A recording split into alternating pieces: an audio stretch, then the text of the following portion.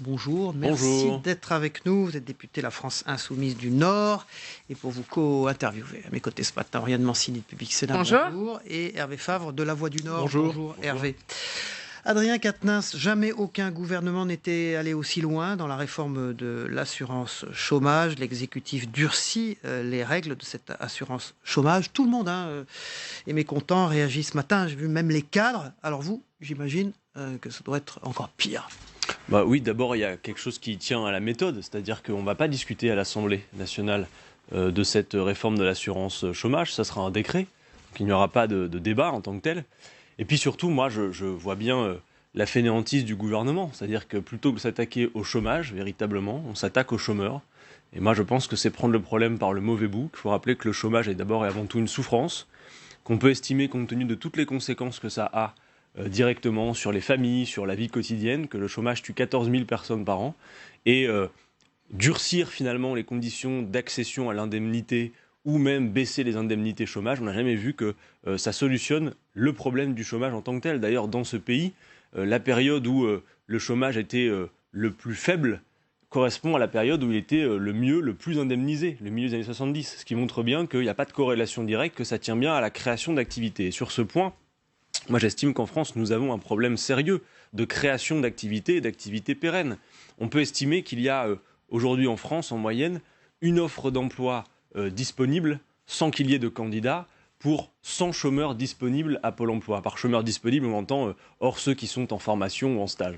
Donc déjà, première chose, expliquer que M. Macron a tort de considérer qu'il suffirait de traverser la rue pour trouver un emploi. Or, cette réforme de l'assurance chômage est quand même pensée comme si finalement il suffisait effectivement de traverser la rue pour trouver un emploi. Ça, c'est le premier problème. Il y a un problème de qualification quand même. Mais la qualification, et d'ailleurs on a eu des débats passionnants au Parlement récemment sur cet aspect qualification, mais y compris les gens que nous avions auditionnés. Moi, je faisais partie du groupe de travail qui a auditionné tous les organismes de formation. Et eux-mêmes nous explicitaient que oui, effectivement, on peut améliorer la qualification, mais si derrière il n'y a pas de débouché en termes d'emploi, concrètement, on ne solutionne pas le problème. Donc on a véritablement un souci de création d'activités dans ce pays, il faut oser le terme. Il n'y a quand même pas des choses bien dans cette réforme, par exemple le bonus-malus pour les entreprises qui abusent des contrats courts. J'y viens, mais justement, sur les contrats courts. On a un gouvernement qui prétend aujourd'hui, par cette réforme, lutter contre les contrats courts, mais qui est un gouvernement qui a accéléré l'idée de recours aux contrats courts. C'est ce gouvernement qui a posé un premier acte lors du début de la législature avec la casse du Code du travail et donc le fait, par exemple, que l'on instaure le CDI de chantier, de mission, dont tout le monde voit bien qu'il n'y a de CDI que le nom. Donc ce recours aux contrats courts, il est encouragé par une vision qui veut que, en fluidifiant, en libérant les énergies, finalement, eh bien, on crée de l'activité. Moi, j'alerte sur le fait que, oui, aujourd'hui, 80% des embauches qui sont réalisées le sont en contrat court, ce qui fait que le CDI, qui devrait être la règle, ne l'est plus. Et puis sur ces CDD signés, vous avez 30% à peu près qui sont des contrats d'un jour seulement et 70% qui sont des CDD de moins d'un mois. Donc par conséquent, vous voyez bien que le problème, vous disparaissez des statistiques chômage pour mieux y retourner ensuite. Et sur le bonus-malus, moi je veux vous répondre sur cette question. Le bonus-malus ne me paraît pas être la bonne solution parce que ça veut dire aussi qu'on va octroyer un bonus à ceux qui respectent la règle. Mais alors c'est sur les caisses de la sécurité sociale que ce bonus va s'opérer. Est-ce qu'on est sûr qu'il y aura un équilibre ? Il sera financé par le malus. Est-ce qu'on est sûr qu'il y aura un équilibre entre le bonus et le malus ? Rien ne dit. Moi je pense que si on veut véritablement faire du CDI la règle, et moi je souhaite qu'on réhabilite le CDI comme étant la règle, alors je suis pour qu'on instaure des quotas, bien évidemment modulables en fonction de la taille de l'entreprise. Des quotas de quoi ? De contrats courts ? Eh bien oui, nous avions proposé par exemple que dans les PME ce soit maximum 10% et dans les grandes entreprises 5%. Je crois qu'il n'y a aucun secteur qui peut se targuer d'avoir besoin de manière pérenne de CDD. À propos d'équilibre, il y a aussi l'équilibre financier et on sait qu'effectivement il y a une dette de 35 milliards d'euros qui correspond à une année quand même de prestations. Comment on fait pour résoudre ce problème ? Vous parlez de l'UNEDIC là ? Oui, de l'assurance chômage. Non, mais la réalité, c'est que, y compris en ce qui concerne la dette, elle n'est pas due au chômage de manière structurelle, mais aux obligations qui sont faites en termes d'indemnisation. Moi, je pense véritablement que la solution est à la fois dans la création d'activités, et ça, c'est pas de l'incantation, ça passe notamment par la nécessité pour moi de faire et d'engager la planification écologique, qui en plus de régler le défi climatique, est un véritable volant d'entraînement pour l'activité du pays. Et ensuite, je redis mon avis que si l'on veut s'attaquer véritablement au chômage, alors il faut mieux répartir le travail entre toutes et tous. La vérité, c'est que les politiques d'exonération fiscale qui ont été menées depuis 2 quinquennats et que M. Macron poursuit ne sont pas efficaces pour créer de l'activité. On prend l'exemple du CICE, compte tenu de ce que ça coûte en termes d'argent public et de ce que ça permet de créer ou de maintenir comme emploi, c'est extrêmement onéreux. Moi, je trouve que ce sont des politiques qui sont au-dessus de nos moyens. À l'inverse, quand on répartit le temps de travail, eh bien, on a véritablement de la création d'activité. En même temps, on a changé de système, Adrien Quatennens. On est exonéré de cotisations. Maintenant, le système est financé par l'impôt, finalement, par la CSG. Et c'est un problème. Moi, je mets en garde contre ce basculement, vers l'impôt du financement de ces risques et de cette protection sociale. Moi, je suis attaché à l'idée que chacun cotise selon ses moyens et reçoit selon ses besoins. Allez, autre sujet, le Sénat qui examine cette semaine la réforme de la fonction publique. Olivier Dussopt, qui était à votre place hier matin, nous disait qu'il n'y aurait pas de dégel du point d'indice. Qu'en pensez-vous ? Et j'en pense que l'acte 2 annoncé du quinquennat est en fait le bis repetita de l'acte 1. C'est encore une fois plus d'austérité, c'est-à-dire que non seulement on n'aura pas d'avancée sur le SMIC et les salaires, alors ils nous disent qu'ils veulent absolument que le travail paye mieux que l'indemnisation, mais donc l'une des solutions, excusez du peu, c'est pas de diminuer l'indemnité, c'est d'augmenter les salaires. Moi j'insiste sur cette idée, c'est vertueux par ailleurs de faire en sorte que ce soit pour le privé ou les fonctionnaires, qu'il y ait plus de pouvoir d'achat. Bon, ce terme est spécifique, mais en réalité, quand vous augmentez les revenus de celles et ceux qui ont plutôt des bas revenus, ça ne se dirige pas vers la spéculation financière, ça se dirige vers la consommation populaire, sans doute aussi vers une meilleure consommation. Moi, je veux faire le lien entre tout ça. Si, par exemple, on se dit qu'on doit faire rapidement la transition écologique, offrir plus de capacité aux consommateurs, ça veut dire aussi diriger la consommation vers de meilleurs produits. Donc moi, j'alerte sur cette logique qui est encore une fois une logique austéritaire. Et pour vous, il n'y a pas de tournant social dans l'acte 2 du quinquennat ? Non, s'il fallait résumer malheureusement à grands traits toute la politique de ce gouvernement, qui est en bonne corrélation avec ce qui l'a précédé, c'est faire des économies. Et moi, je crois que quand on a des défis à relever du type de les inégalités qui sont croissantes dans le pays ou le défi climatique qui nous met toutes et tous au pied du mur, faire des économies, ce n'est pas un projet politique. La prochaine réforme là, qui se profile, c'est celle des retraites. Bon, on attend les propositions de Jean-Paul Delevoye en juillet normalement, mais on n'a pas de calendrier parlementaire en revanche. Mais j'imagine que vous serez vent debout contre cette réforme. Et comment vous faites pour pérenniser la retraite à 60 ans. Alors, vous savez, Hervé Favre, moi, je ne suis pas vent debout par principe. Hein, d'accord ? Ça, c'est ce qu'il faut rappeler. Moi, je regarde précisément ce qui nous est proposé et je l'analyse. Sur la réforme des retraites, je crois qu'on est occupé par un faux débat depuis quelques mois sur l'âge de départ. Tout le monde a compris désormais que l'âge de départ dans cette affaire était purement théorique, puisque le gouvernement entend créer les conditions que, âge légal de départ ou pas, vous renonciez à partir avant 64 ans, puisque le niveau de pension sera ridicule. Donc c'est quoi, un recul déguisé de l'âge de départ clairement, c'est-à-dire que plutôt que d'assumer clairement de dire on passe à 64 ans, ce qui est une erreur de mon point de vue, hein, en réalité, M. Macron veut dire non, on ne touche pas à l'âge légal, on reste à 62 ans, mais de fait, on va créer les conditions que de toute façon, vous ne partiez pas. Ce qui se passe déjà pour les régimes complémentaires. Oui, alors, moi je pense que sur la question des retraites, je fais le lien, vous allez voir que tout est lié. Sur la question du chômage et des retraites, on a un vrai lien de cause à effet entre les deux. D'abord, il faut dire une chose, l'allongement de l'âge de départ à la retraite provoque des effets sur le chômage aux deux extrémités de la vie active. D'un côté, vous avez des jeunes qui ont du mal à s'insérer dans l'emploi, et de l'autre, vous avez des seniors qui, pour beaucoup d'entre eux, sont au chômage, ont malheureusement quelques difficultés à retrouver un emploi, et pour beaucoup d'entre eux, plus de 60 ans, ils ont fait leur 40 annuités. Donc moi, j'estime que dire que parce qu'on vit plus longtemps, il faudrait travailler plus longtemps, c'est une erreur. C'est notamment parce qu'on travaille moins longtemps que l'on vit plus longtemps.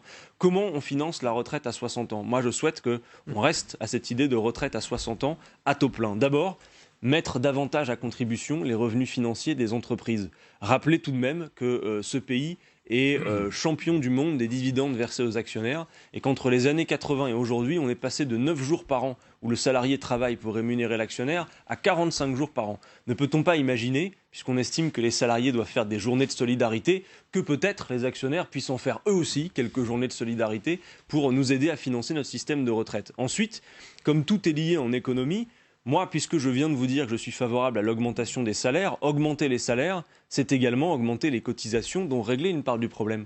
Vous augmentez aujourd'hui les salaires ne serait-ce que de 1%, vous avez 2,5 milliards de cotisations dans les caisses en plus. Vous créez 100 000 emplois. Moi, je propose de faire la planification écologique. Je ne prends qu'un exemple dans cette planification écologique, l'agriculture. Vous passez d'une agriculture intensive en chimie à une agriculture paysanne relocalisée, on estime que c'est 300 à 400 000 emplois créés. Eh bien, juste 100 000 emplois créés, c'est 1,3 milliard de cotisations en plus. Vous voyez que ce gouvernement manque complètement d'imagination et veut simplement, derrière un ravalement de façade, poursuivre les politiques délétères qui l'ont précédé. Je le regrette. Adrien Quatennens, député de la France Insoumise du Nord, est notre invité politique ce matin dans Territoire d'Info. Ce soir, grand meeting des opposants à la privatisation d'Aéroports de Paris. Gauche et droite, d'ailleurs, ensemble, sont très engagés pour le recueil de ces signatures. Ça ne va pas vous déranger d'être aux côtés de personnalités de droite, non. LR, pour recueillir ces signatures? On a calculé qu'il fallait 17 000 personnes qui signent tous les jours pour y arriver. Ça va être beaucoup. Hein. Raison de plus pour faire en sorte que nos efforts se conjuguent. Non, moi, vous me donnez l'occasion de rappeler que depuis le début de cette législature, le groupe de la France Insoumise à l'Assemblée nationale ne s'est jamais comporté dans son analyse des amendements et des propositions de loi comme considérant d'abord qui propose. Moi, ce qui m'intéresse, c'est pas l'étiquette de la personne qui s'adresse à moi, c'est le contenu de ce qu'elle raconte. Et si je suis d'accord avec ce que vous racontez, que vous soyez de droite ou de gauche, peut me chaud en réalité. Si ce que vous dites me semble être bien pensé dans la situation politique, eh bien allons-y. Opportunisme positif. Donc sur ADP, mais c'est même pas de l'opportunisme. Comment vous allez faire pour avoir c'est un principe de réalité. 17 000 signatures, vous allez faire une campagne électorale finalement. D'abord dire les choses. Les parlementaires ont réussi à obtenir, puisqu'il fallait ce socle de parlementaires, que la plateforme en ligne soit ouverte. Elle marche bien ? Alors, elle marche bien, non. En réalité, on a vu que dès les premières heures, il y avait de multiples bugs. C'est-à-dire qu'on peut s'interroger. On a la Startup Nation, donc normalement les pros de l'informatique et de l'innovation technologique. On a vu d'ailleurs leur capacité... S'interroger, c'est-à-dire que vous dites que le gouvernement fait en sorte de ne pas pouvoir... Clairement, disons les choses. Le gouvernement fait le service minimum. Voilà, il faut dire les choses. Il n'y a pas mis de bug. Il n'a pas l'air d'avoir très envie, donc je dirais pas, mais en même temps, la majuscule au bon endroit qui ne fonctionne pas, qui fait que votre formulaire vous revient. Il y a beaucoup de choses au début qui font que beaucoup de gens, sans doute, risquaient de renoncer à signer. Non, la réalité, c'est que quand on voit les moyens déployés, par exemple, lors du grand débat national, c'est-à-dire la pré-campagne européenne de M. Macron, 12 millions d'euros, et là, pour le coup, de l'innovation technique, et que l'on voit que là, on a un formulaire, franchement, il faut aller voir pour le croire, qui est vraiment minimaliste, on voit bien que le gouvernement est plutôt gêné aux entournures, qu'il n'a pas envie de faire trop d'efforts. Moi, j'appelle toutes celles et ceux qui nous écoutent, qui nous entendront, à créer les conditions de la contagion. Oui, les formations politiques et le mouvement La France Insoumise va organiser de grandes campagnes pour créer les conditions de cette contagion. Mais moi, je crois beaucoup dans l'activité politique à cet effet de l'implication individuelle et collective, c'est-à-dire, dans le repas de famille, mettez l'ordinateur au milieu de la table et faites signer tout le monde. Quand vous discutez avec vos collègues au bureau, faites-le aussi, puisque oui, 4,7 millions de signataires, la marche est haute. Mais moi, je suis persuadé que le peuple français a une forte capacité de mobilisation quand il s'agit de répondre à une question qui me paraît fondamentale dans le moment.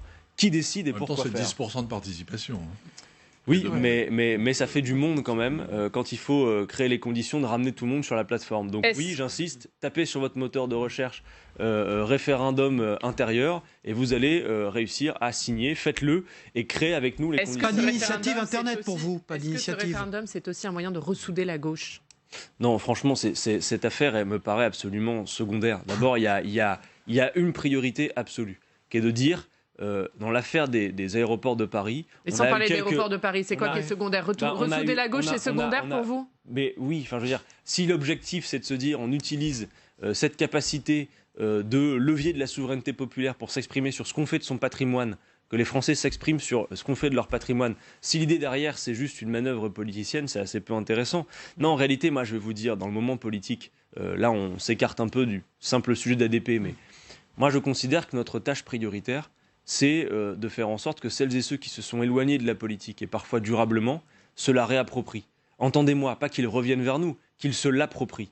Et ça, la France Insoumise est un mouvement qui pense son action avec cet objectif. Et de la même manière, je crois aussi qu'il y a beaucoup d'électeurs qui expriment une colère, notamment par le vote Rassemblement National, mais qui en fait ignorent sans doute que, pensant mettre un coup de pied aux fesses à tout le monde avec ce vote, en fait, ils votent souvent contre leur intérêt. Et beaucoup de vos électeurs aussi. Comment vous expliquez que les électeurs de la France Insoumise se tournent vers le Rassemblement National ? En réalité, vous devriez plutôt interroger les Républicains sur ce sujet, parce que quand on nous parle de porosité, je crois que la porosité entre les électorats aujourd'hui se vérifie particulièrement entre la droite et le Rassemblement National. Ça n'est pas le cas chez nous. Mais oui, pas que.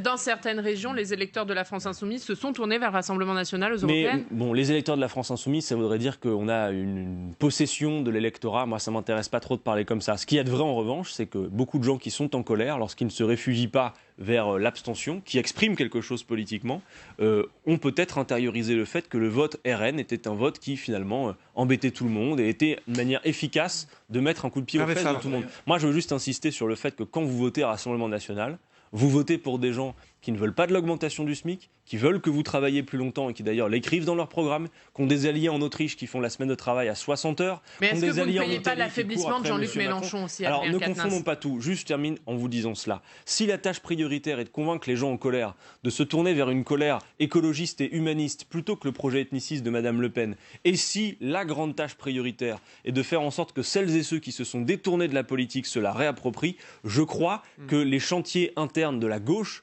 fussent-ils tout à fait passionnants, ne sont pas la méthode qui va faire que les gens... Il n'y a pas de problème, Jean-Luc Mélenchon. Hervé Favre. Adrien Quatennens, je parlais de Lille quand même un petit peu.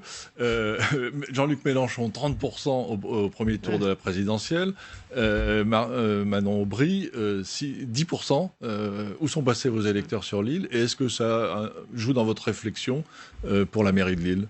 Non, mais il faut penser tout ça globalement, et je vais répondre quelque part à la question de votre collègue. Parce que là, c'est aussi la question de l'union de la gauche. Je crois que résumer cette situation à la question de la personne de Jean-Luc Mélenchon, finalement, nous exonérerait de faire une analyse politique concrète de ce qu'il y a sous le tableau. Jean-Luc Mélenchon a été celui qui a porté le plus haut notre courant politique, qui a amené à ce que 7 millions de personnes se sont regroupées derrière le programme L'Avenir en commun, et qui a réussi à nous emmener aux portes du pouvoir avec ce programme. Et victime du dégagisme, peut-être? Non, mais... Maintenant, la situation politique est tout à fait particulière. D'abord, le revers électoral que nous avons connu aux élections européennes n'est pas un revers français, c'est un revers européen. Je vous demande de voir que notre courant de pensée politique s'affaiblit partout en Europe. Et que oui, l'abstention joue particulièrement en notre défaveur parce que beaucoup de ceux qui sont avec nous n'ont pas vu l'utilité de se déplacer pour ces élections européennes. Et que ça nous a amené à penser. Sur la question de Lille. Est-ce que vous êtes Aubry compatible? Pardon? Est-ce que vous êtes Aubry compatible? Martine Aubry. J'allais dire Manon Aubry, ça me semble évident. Manon, sans doute, Martine. Non, mais je crois que dans le mandat de Martine Aubry, il y a un certain nombre de choses d'ailleurs que les Lillois nous disent, y compris pendant la campagne européenne. On a beaucoup fait le porte-à-porte, on est allé à la rencontre des habitants pour co-construire avec eux les solutions. Je crois que l'axe majeur, c'est la nécessité pour les gens de se réapproprier la politique avec des leviers démocratiques. Les gens veulent décider, surtout. Vous répondez pas à Lille, pour Lille, par exemple. À Lille, pardon. Il faudra des alliances.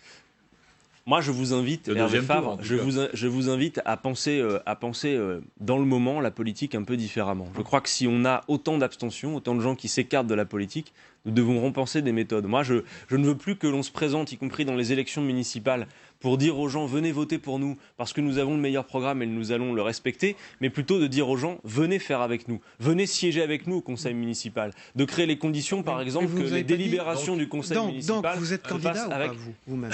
Moi je n'ai pas encore décidé ce que je ferai, laissez-moi encore quelques semaines, je fais en sorte que d'ici à la pause estivale, ma décision soit prise sur le fait de savoir si je propose ou pas ma candidature.